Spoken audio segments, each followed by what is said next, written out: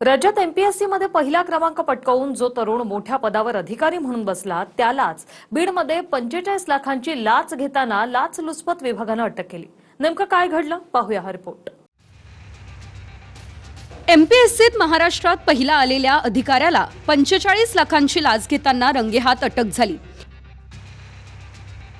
बीडमधून सामाजिक वनीकरण विभागातील श्रीनिवास लखमावाड या अधिकाऱ्याला लाचलुचपत प्रतिबंधक विभागानं सापळा रचून पकडलं। विशेष म्हणजे संबंधित अधिकारी काही तासांपूर्वीच बीडच्या पालकमंत्री सुनेत्रा पवार यांच्या बैठकीत होता। बैठक संपवून घरी परतल्यानंतर लाचेची रक्कम स्वीकारताना त्याला अटक झाली।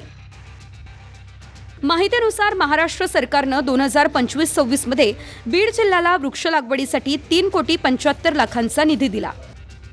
तो निधी मंजूर व्हावा यासाठी लखमावाडनं 12% कमिशन अर्थात 45 लाखांची मागणी केली।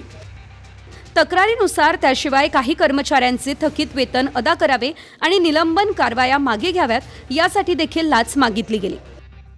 विशेष म्हणजे श्रीनिवास लखमावाड यांचा स्वतःचा पगार जवळपास 1.5 लाखांच्या घरात होता।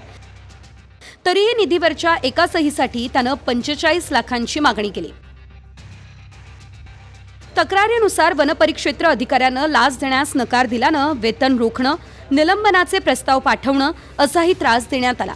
तक्रार मिळाल्यापासून लाचलुचपत विभाग सापळा रचत होतं। 2016 साली श्रीनिवास लखमावाड एमपीएससीमध्ये एसटी प्रवर्गामधून महाराष्ट्रात पहिला आला होता। तो मूळ नांदेडच्या धर्माबाद तालुक्यातील रत्नाळी गावचा रहिवासी आहे।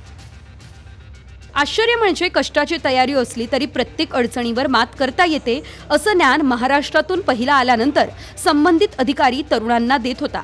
त्याच अधिकाऱ्याला 45 लाखांची लाच घेताना आता अटक झाली आहे।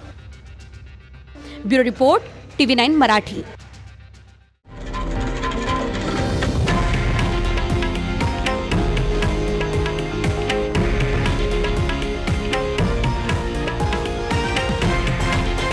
हे आहे देशातील नंबर 1 न्यूज नेटवर्क आणि आपण पाहत आहात TV9 मराठी, एकमेव।